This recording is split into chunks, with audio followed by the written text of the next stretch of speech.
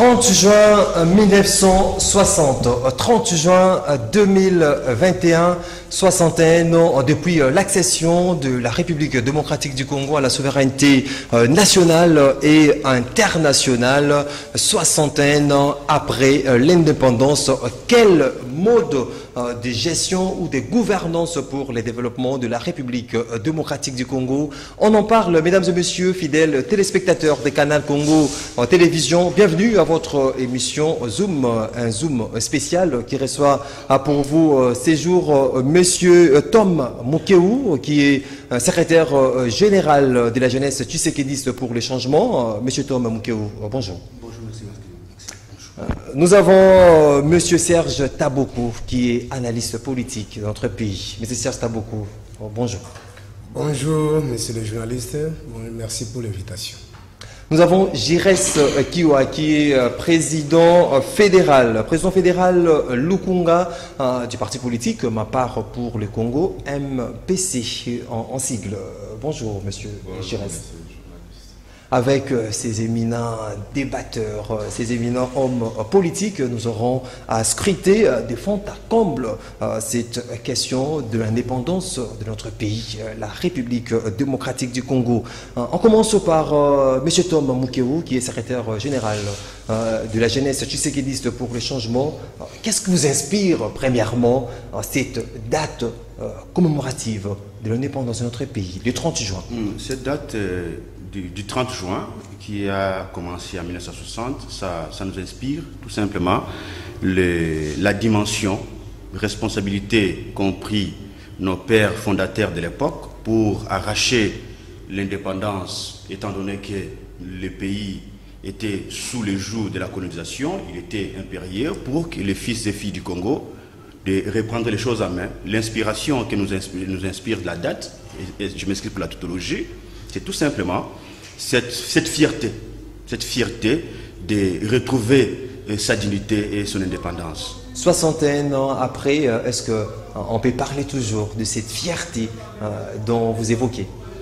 61 ans, bon. Les 60 ans d'existence du Congo après son indépendance, il y a des hauts et des bas. Il y a des moments de fierté, il y a des moments d'humiliation que nous avons subis comme toute nation. Oui, c'est une date qui nous est très importante parce que ça nous a permis d'accéder à la souveraineté internationale, mais aussi d'avoir une certaine autonomie et de faire face aux autres nations du monde. Fierté, oui, il y a aussi des moments de faille parce que nous avons connu beaucoup de choses, de hauts et de bas, comme toute nation. Maître Monsieur Serge Taboko, 61 ans, 30 juin, journée de l'indépendance, on peut dire enfin, ça y est, à ces jours. Ouf. Bon, merci pour l'invitation encore une fois de plus, merci pour tous ceux qui vont nous suivre aujourd'hui. Bon, si on dit que ça y est, même ceux qui nous suivent à la maison, ne seront pas contents, ce qui est vrai, la date du 30 juin nous rappelle la volonté, l'esprit de l'unité, l'identité, l'esprit de bien-être, l'esprit de la liberté que nos pères de l'époque ont eu, les soucis qu'ils ont eu pour gérer le destin commun de notre pays. Malheureusement, les ambitions, malheureusement, les attentes, malheureusement, ce qu'ils ont pensé hier n'a pas été fait, n'a pas été réalisé. C'est un gâchis, c'est une déception aujourd'hui pour nous et c'est pourquoi pour moi, je ne peux même pas aujourd'hui, on les fait en méditation à cause de cette pandémie. Aujourd'hui, c'est cette culte qui a eu lieu. C'est un jour de réflexion, c'est un jour de réflexion pour montrer à ceux qui nous suivent ou aux Congolais que l'idée, l'intention, la volonté, peut-être, je ne sais pas, l'imagination que nos aïeux de l'époque, à l'occurrence Lumumba et les autres, avaient, le Congo que ces gens-là imaginaient, ils n'ont pas atteint, mais nous sommes là, qu'est-ce qu'on peut faire? Est-ce qu'il faut croiser les mains? Est-ce qu'il faut continuer à pleurer?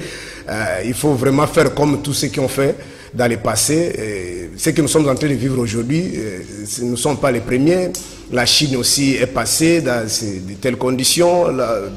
La France, beaucoup de pays dans l'histoire de l'humanité, mais ils ont soulevé la tête. Malheureusement pour nous, nous sommes en train de s'avancer ou nous sommes en train de marcher en reculant. C'est ça le terme que je cherchais. Nous sommes en train de marcher en reculant.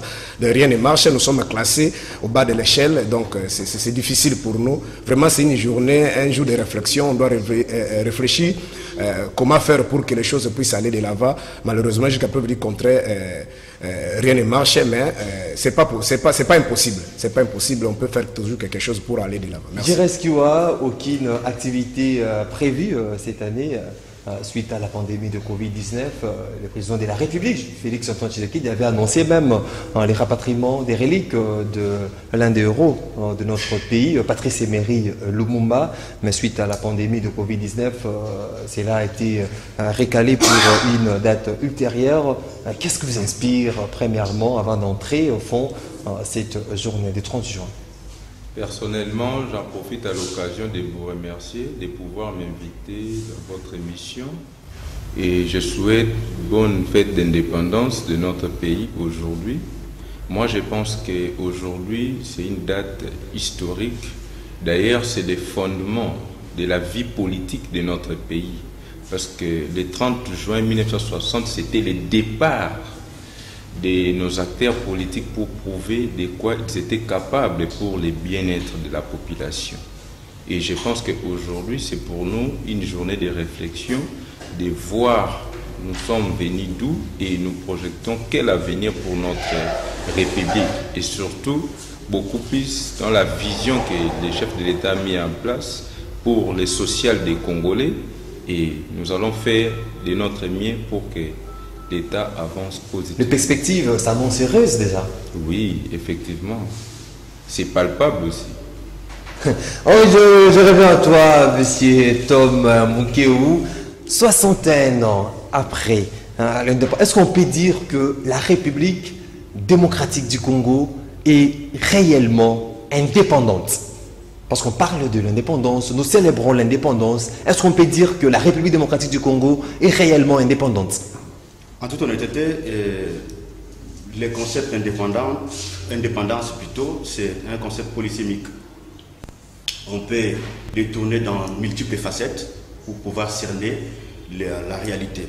L'indépendance du Congo, oui, nous pouvons dire d'une part le Congo est indépendant parce que le Congo est dirigé, est un État au concert des nations comme tous les autres États, avec en créditant ses missions diplomatiques des parlements, de tout et tout, traitant d'égal à égal avec les autres États, mais dans un certain domaine ou dans certaines mesures, on a comme l'impression que la colonisation n'est pas encore finie. La colonisation n'est pas encore finie, tout simplement parce que les néocolonialistes, avec leur idéologie, leur façon de faire les choses, cherchent toujours à maintenir le Congo sous leur domination.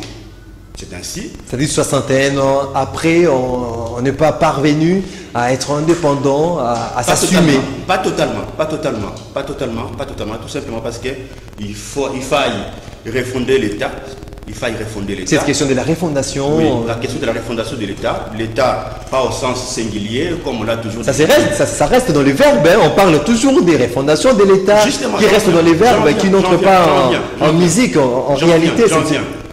L'État, pas au sens singulier, comme on l'a toujours prédit ou défini, soit en droit, soit en sciences politiques, comme une forme politique regroupant les 4 éléments fondamentaux, un territoire, une population, un pouvoir politique organisé, ainsi que la souveraineté ou l'indépendance. Pas dans cette dimension-là. Mais l'État, plutôt, au sens moderne du terme, c'est l'État qui a 6 dimensions.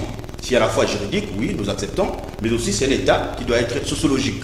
L'État sociologique, c'est l'État qui est à mesure de pouvoir promouvoir ce que nous appelons la justice distributive, qui traite d'égal à égal ses concitoyens, qui se bat pour donner à boire et à manger, ainsi que la sécurité sanitaire à sa population. L'État anthropologique, troisième dimension, l'État anthropologique, c'est l'État dans lequel, où cet État ne subit pas les événements, plutôt anticipe au regard ou au travers les 4 piliers. 4 piliers, premier pilier d'abord, c'est l'armée. Ce sont les différents critères que vous évoquez qui fera de la RDC un État indépendant. Un État indépendant. Pour l'instant, nous sommes un État singulier. Nous nous battons à construire un État pluriel avec ces 6 dimensions. Si vous me permettez, je vais devoir l'étayer. Monsieur Serge Taboko, l'ère République démocratique du Congo, à en croire Monsieur Tom, on n'est pas encore un pays indépendant. Il faut passer par la refondation de l'État pour être indépendant. Comment faire justement pour que, enfin, 61 ans après avoir arraché cette indépendance aux mains de nos colons, de nos colonisateurs, la Belgique, pour devenir un pays indépendant? Merci, monsieur le journaliste. Et je suis aussi content pour la franchise de mon co-débatteur, pour son honnêteté scientifique. Cependant, quand vous l'avez présenté ici, il est du pouvoir. Apparemment, celui qui est au pouvoir ne plaint pas. Quand on a le pouvoir, on agit. Mais justement, je vous en prie, je vous en prie. Vous aurez tout ton temps pour parler. Donc, l'État indépendant du Congo, sur le plan forme, oui, tout à fait, d'accord, tout le monde est d'accord que nous sommes indépendants sur le plan forme. Mais le fond, quand Lumumba, je vous en prie, quand Lumumba a accepté, quand je vois toujours cette image-là, ça me révolte. À son âge-là, bon, moi je n'ai pas l'habitude de cacher mon âge, je suis né à 79, aujourd'hui je suis déjà dans les quarantaines. C'est-à-dire, je suis plus âgé que Lumumba. Dans moins de 40 ans, il accepte d'écrire une lettre à sa femme pour dire que l'avenir du Congo est plus meilleur que ma vie. C'est-à-dire Lumumba était prêt à sacrifier sa vie. Or, devant Lumumba, il y avait toutes les opportunités. C'est-à-dire l'argent. Taboko aussi peut sacrifier sa vie pour. Ce sont des espèces rares. Aujourd'hui, vous voyez surtout la jeunesse congolaise, c'est-à-dire qu'il faut faire des djalélo, il faut chanter, il faut crier. Même là, vous voyez que les noirs, toi tu dis que c'est blanc. Pourquoi j'évoque ça? Quand il prend le courage, ils ont accepté lui avec ses 2 compagnons de sacrifier leur vie devant les avantages, devant toutes les propositions que l'homme blanc avait mis devant ce monsieur-là, parce que ils avaient quelque chose d'important qu'ils imaginaient dans leur tête. C'est-à-dire que ces gens-là n'étaient pas des couchards, ce n'étaient pas des gens qui dormaient à ventre en famille. Non. Si vous demandez, monsieur le journaliste, nos aïeux, tous les vieux qui ont existé même avant, même à l'époque de Léopold II, même à l'époque des Belges, si vous avez la chance peut-être de rencontrer ces gens-là, ils vous diront qu'aujourd'hui, si nous voulons par exemple être sérieux, organiser une bonne élection à travers un référendum, demander que nous soyons encore recolonisés par les Belges, je vous dis 95% des Congolais seront d'accord. Parce que ces gens-là, malgré d'autres traitements, malgré des injustices, mais ces gens-là ont lutté pour l'indépendance. Il y avait une dimension de liberté. Parce que l'homme a besoin de la liberté. L'homme, ce n'était pas un problème d'en manger. Mais aujourd'hui, les Congolais, nous avons acquis cette indépendance. Nous sommes en train de faire même des prières pour avoir même un pain. Comment parvenir maintenant à cet État indépendant? Maintenant, ce qui me fait mal, c'est que surtout ceux qui dirigent, ceux qui ont la gestion de la chose publique, ceux qui ont censé de donner des solutions, de réponse. Parce que c'est ce que mon frère est en train de dire aujourd'hui. Laisse-moi l'état d'expliquer un peu les Congolais. Ça n'a pas commencé par eux. Même au bout, on a utilisé ces méthodes-là, des stratégies-là. Vous voyez ce que nous sommes en train de vivre aujourd'hui. C'est la faute de Léopold. C'est la Belgique. Vous savez, la richesse du roi des Belges. Ils ont détruit les Zaïres. À l'époque, le Congo, les Zaïres. Alors, si nous sommes en train de souffrir, c'est ces gens-là. Et ils ont amené toutes les théories que vous avez vues ici. Changer de nom, retour l'authenticité, faire tout ce qu'il avait pour embrouiller les Congolais, en attendant, imposer sa dictature, et lui-même est devenu riche. Kabila, on peut l'épargner, puis cela fait un peu 3 ans. Les autres là, ceux qui ont fait 18 ans, les mêmes discours. Mobutu 32 ans, les trous étaient profonds. Et je suis éclairé, nos amis d'hier à l'opposition, qui donnaient les leçons, qu'un jour au pouvoir, nous allons amener de nouvelles donnes. Et ils sont entrés dans le même discours. Il n'y a pas de nouvelles données. Les discours. C'était profond. Et si vous les posez la question, les trous là que vous avez trouvés, c'était laquelle l'hôtel, la profondeur, c'était à combien de mètres? Et vous avez déjà commencé à remplir ça à combien de mètres? Et on va vous donner combien de mètres finalisé. Donc, vous allez voir que, en entendant, lorsque vous dites que le trou est là, lorsque vous dites que les choses ne marchent pas, lorsque vous dites que les colons sont en train encore de tirer des ficelles, mais ils s'enrichissent. C'est la population qui continue à souffrir. Mais si vous êtes conscient que les colonisateurs continuent, bon, pourquoi vous avez demandé au Congolais de vous donner le pouvoir? Merci. C'est pour venir pleurer. Serge Taboko, Giresse Kiwa, comment faire pour donner l'indépendance, la véritable indépendance à notre pays, la République démocratique du Congo? Tom Kiwa a évoqué, c'est la refondation de l'État, un terme aussi utilisé, emprunté par nos autorités, peut-être par exemple le chef de l'État, Félix Tshisekedi. Bon, moi je pense que le problème de l'indépendance, ce n'est pas un problème d'opposition ou de la majorité. C'est un problème d'évaluation de l'état de la situation de notre pays depuis 1960 jusqu'à nos jours. Et je vais vous dire une chose, parce qu'il y a notre frère qui est analyste politique. Nous ne pouvons pas rester seulement sur le plan politique, mais je vous dirais, le problème de colonisation, c'est un problème d'esclavagisme.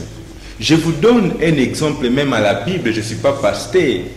Quand les enfants d'Israël quittaient l'Égypte pour retourner aux terres promises, Pharaon avait accepté. C'est pourquoi mon frère parle toujours de la Belgique, de la communauté internationale. La communauté internationale, c'est Pharaon. Ils avaient accepté que les enfants d'Israël retournent chez eux.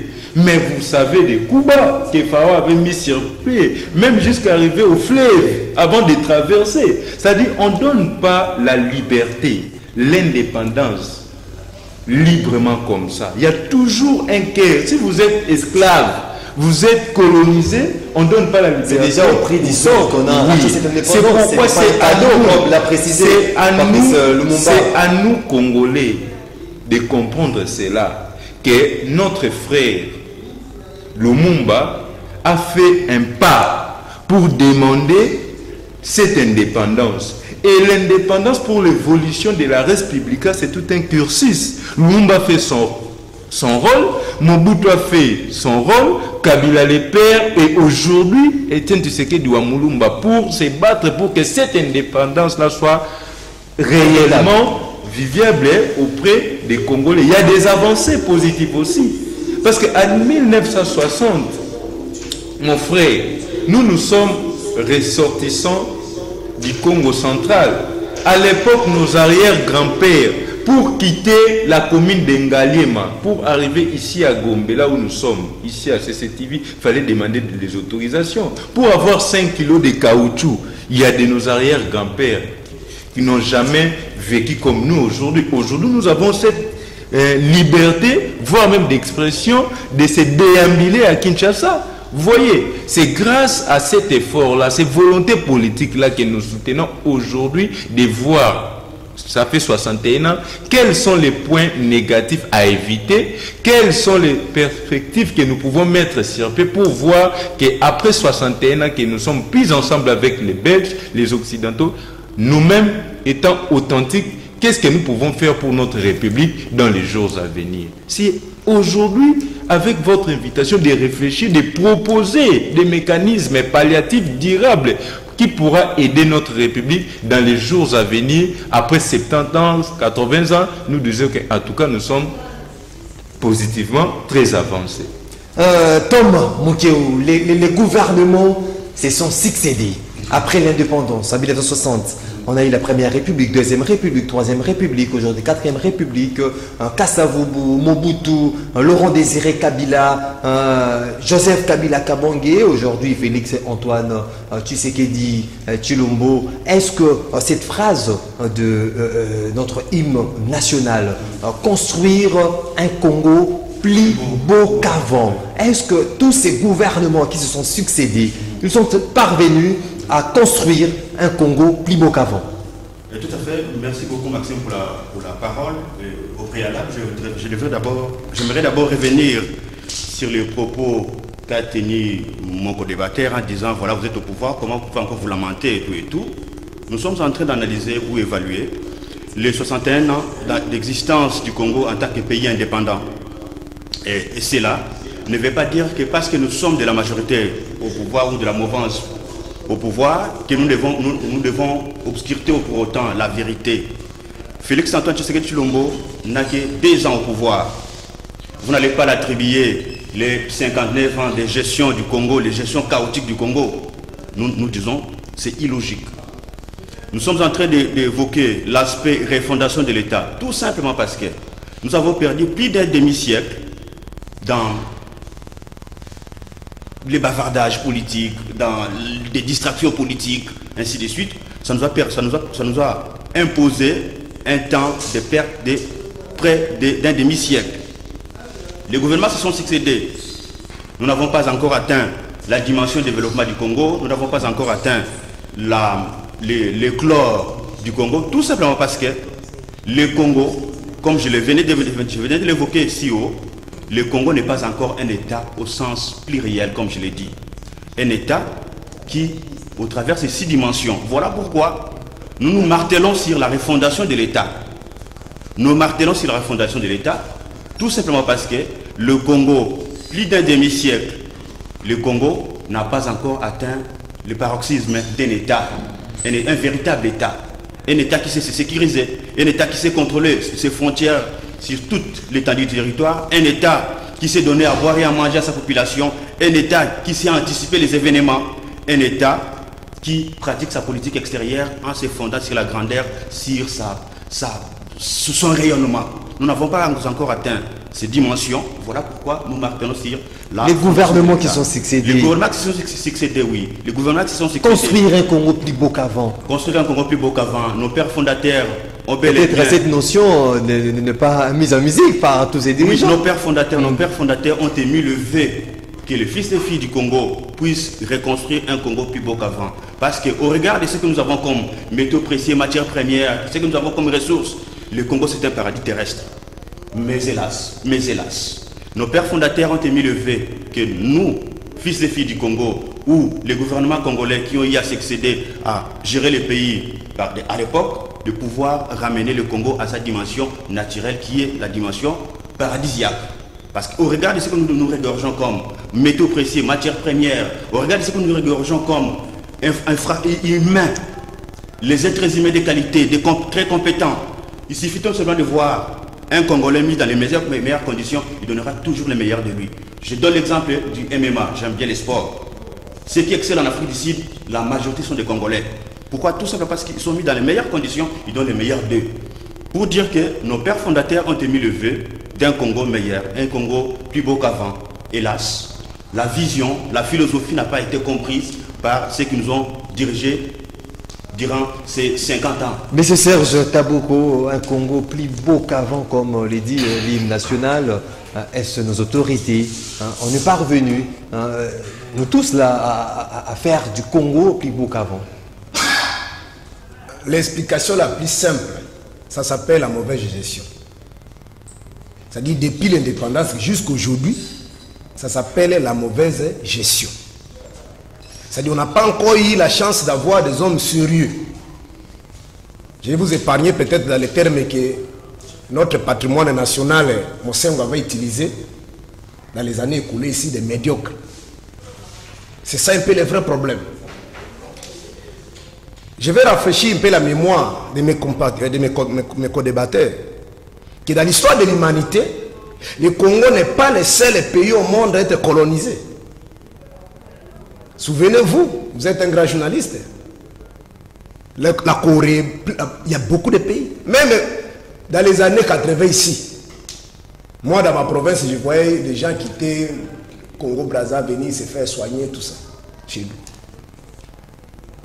Même début 90 ici. La plupart des pays africains ici, les gens venaient étudier ici. C'est pourquoi je vous ai dit que nous marchons à reculons. Ce qui n'est pas le cas à ces jours.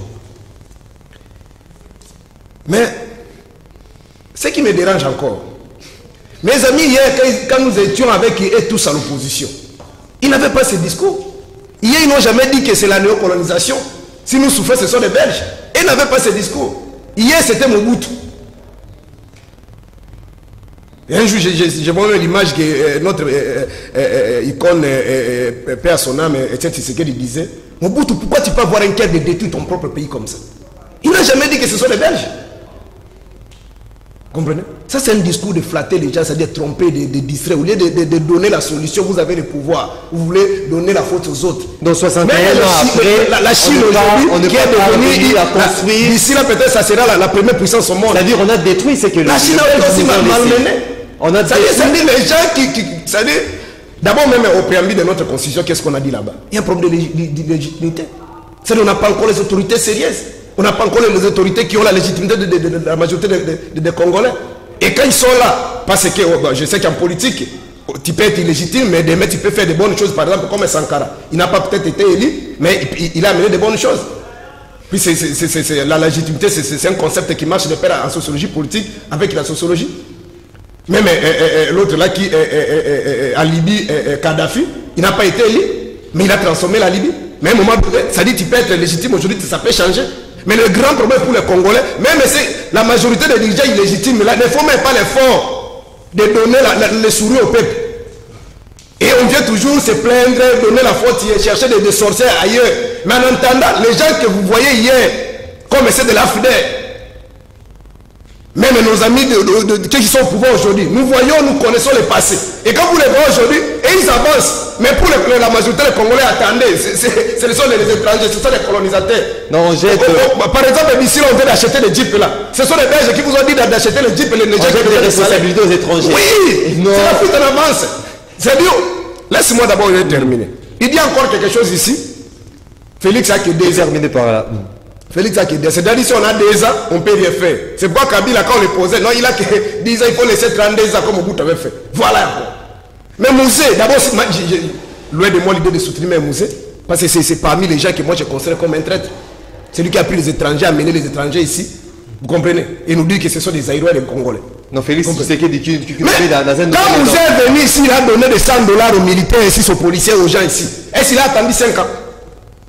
Et c'est pour donner les fiscs, les indicateurs positifs. Il faut attendre 15 ans. C'est-à-dire c'est le même discours que les papis Tamba, les gens là hier là, disaient ici. Kabila avait trouvé les pays tête déchirés. Il faut lui laisser la chance. Vraiment, et tout ce qu'il a fait. Mais en entendant, lui-même, c'est un millionnaire, un milliardaire. Il a des sociétés partout. Vous comprenez? Donc, vous n'avez pas pris le pouvoir, mes frères compatriotes. Il y a beaucoup de Congolais qui ont sacrifié leur vie. Les Congolais attendent de vous, c'est-à-dire des résultats. On n'a pas besoin on n'attend pas de vous de nous donner peut-être à chaque Congolais $1000 ou $10 000. Il y a un problème de l'eau ici. Merci. On n'a pas besoin seulement de la Belgique. Merci. C'est pour mettre même de l'eau dans le robinet des Congolais ici à Kinshasa. C'est un problème seulement la Belgique qui bloque. Merci beaucoup. C'est la communauté internationale qui bloque. Je reste comment mettre en pratique ce que dit notre hymne national, faire de notre Congo, la République démocratique du Congo, un pays plus beau qu'avant, c'est que les Belges nous ont laissé. Est-ce qu'on a conservé, est-ce qu'on a protégé les acquis de la colonisation? Est-ce qu'on a apporté un vent nouveau à ces pays? Est-ce que le pays, la population profite de la richesse de notre pays, la République démocratique du Congo? Quelle est la gouvernance, la gestion de notre pays par le gouvernement qui nous ont succédé? Kasavubu, Mobutu, Laurent Désiré Kabila, Joseph Kabila, à ce jour, Félix Antoine Tshisekedi Tshilombo.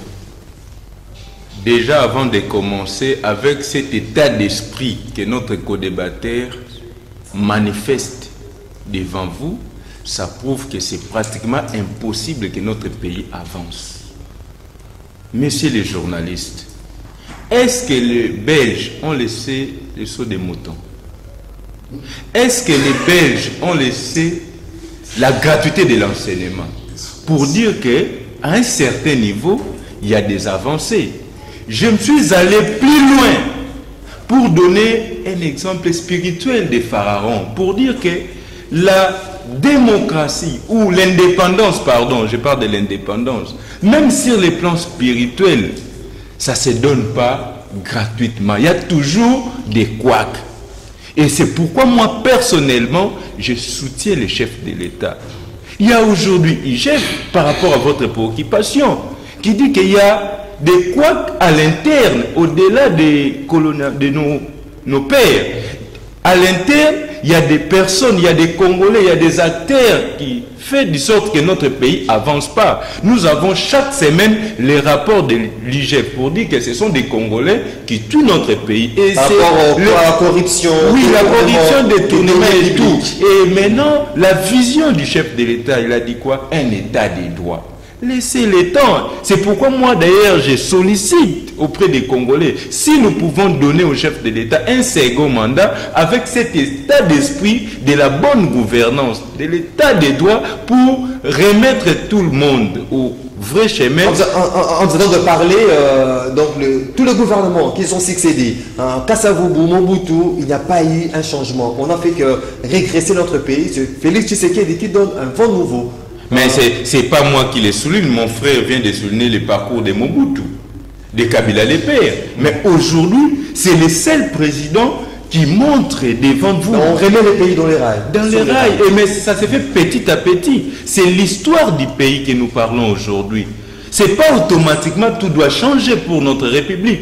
Félix Tshisekedi fait son travail et l'histoire du Congo, ça ne doit pas se terminer seulement à 61 ans, mais c'est pour l'éternité. Moi, je pense que nous tous, nous avons une grande responsabilité pour l'avancée de notre République. Et moi, je dirais, en général... Tous, nous devons mettre la main... Mais c'est à vous peut-être de dire, évaluer notre pays après 60 ans, il y a plusieurs secteurs, il y a plusieurs départements à faire. Mais moi, je dirais, sur le plan éducationnel, il y a des avancées, parce que c'est le même système éducatif que nous travaillons. Et il y a combien des écoles que les Belges nous ont laissées, et aujourd'hui, nous avons combien encore des établissements que les gouvernements ont mis en place pour l'avancement sur ces secteurs-là. Et sur le plan sanitaire, est-ce que les Belges nous ont laissé combien des offices sanitaires? Et aujourd'hui, nous avons combien?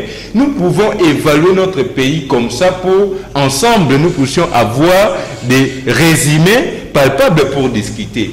Quand on parle de social, c'est en général. Mais dans quel secteur pouvons-nous expliquer pour évaluer après 61 ans, nous sommes arrivés où? Les gens aiment comparer les Occidentaux d'autres pays, mais en politique, même dans l'administration, les faits ne sont pas idem. Vous ne pouvez pas parler du Congo République et Congo-Brazzaville sur le plan de l'administration et de la gestion de la res publica non plus. Tom Moukéou, on vous signale donc vous aurez à chacun quelques minutes justement pour parler maintenant de cette question fondamentale.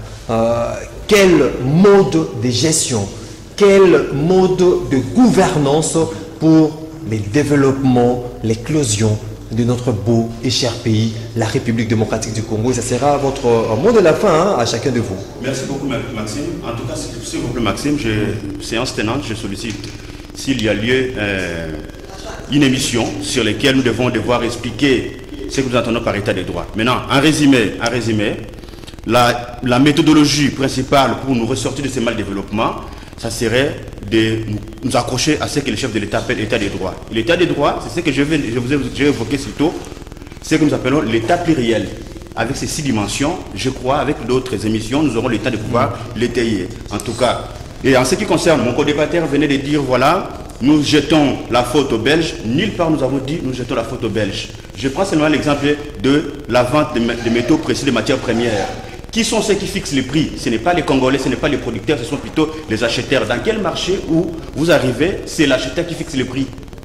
Mais c'est ce que nous subissons. Voilà pourquoi j'ai dit que si et seulement si le Congo peine à se développer, à aller de l'avant, c'est tout simplement parce que les néocolonialistes imposent leur système et nous, en ce qui nous concerne, nous devons refonder l'État avec ces 6 dimensions, ce que nous appelons l'État pluriel. Je crois, avec les autres émissions, nous allons devoir pouvoir les détailler. Merci beaucoup. Donc, cette gestion se caractérise par la refondation de l'État. La refondation de l'État. La refondation de l'État qui part de l'État juridique jusqu'à l'État politique. La refondation de l'État en passant par l'État démocratique avec ses 5 principes fondamentaux. L'alternance au pouvoir, la bonne gouvernance, la liberté de la presse, le pluralisme démocratique ainsi que le respect, le pluralisme politique. Merci. Monsieur Serge Taboko. Bon, malgré qu'on nous fait signe déjà qu'on est à l'affaire, on ne saura pas peut-être nous étaler. Mais je crois par rapport à ce que mon frère vient de dire ici, les Belges n'ont pas laissé les sauts de moto ni la gâteau des enseignements. Bon, je sais que les Congolais vous suivent et ils vont même vous répondre. parce que je sais que même Emery Okunji, si je ne sais pas, je n'ai pas massacré son nom, il a dit pour supporter la gratuité d'enseignement, on devrait avoir 10 milliards. Mais vous n'avez pas 10 milliards, vous avez improvisé la gratuité des enseignements. Les conséquences sont là. Quelqu'un qui est suré, qui aime son enfant, ne peut pas envoyer son enfant dans une école là où on a programmé la gratuité. Ça, c'est pour tuer l'avenir de ton enfant. Donc, je me limite là. Et par rapport, pour donner comme conclusion et solution à ceux qui nous suivent, c'est-à-dire le Congo va commencer à décoller. Les jours où les Congolais, vous saurez les salaires du président de la République. C'est-à-dire le premier citoyen jusqu'au dernier citoyen. Les salaires du président de la République et les salaires du policier. Parce qu'ici, on a besoin de connaître, ce n'est pas les salaires du fonctionnaire de l'État, mais si vous osez, comme je parle, d'autres, voilà, c'est quelqu'un qu'on va arrêter. Donc, majoration des... C'est-à-dire, non, même si on va les... Puis nous copions même la démocratie ici. Nous copions. La France, ici, il y a vous donné l'exemple. Voilà, en France et aux États-Unis. Mais nous copions seulement d'autres choses. Mais copions aussi les salaires, puis c'est les salaires de Macron. Et connu, ces gens-là, ce sont des occultistes, comme nous prétendons. Lui, je crois, c'est un chrétien. Il vient d'évoquer même des versets bibliques ici. Tous ces gens-là, des occultistes, des sciences occultes.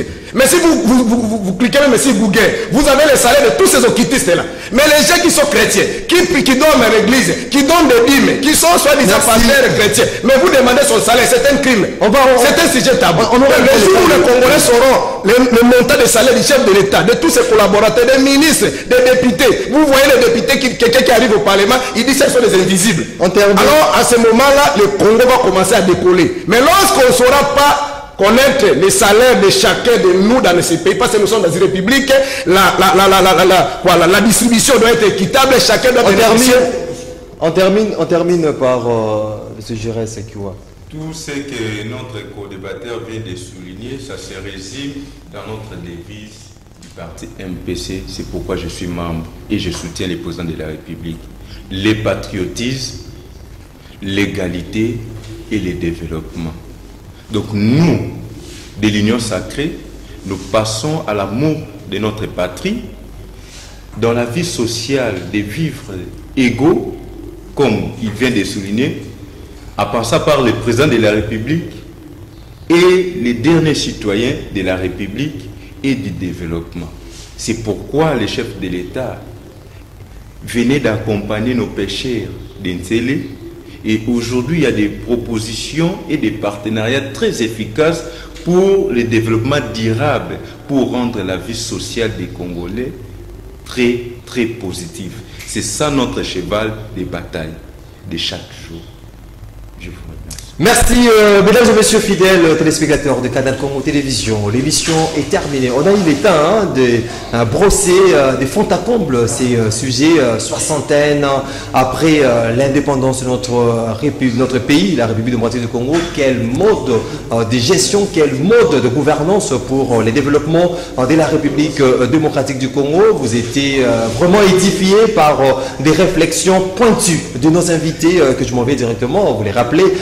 On a reçu à cette occasion Monsieur Tom Mukeou, Maître Tom Mukeou, qui est secrétaire général de la jeunesse tshisekidiste pour les changements. Monsieur Tom Mukeou, merci pour le temps disposé. Monsieur Serge Taboko, analyste politique. On vous également merci. Merci mon frère. Giresse Kiwa, qui est président fédéral de ma part pour les Congo, MPC. On vous dit également merci. Merci, monsieur le journaliste.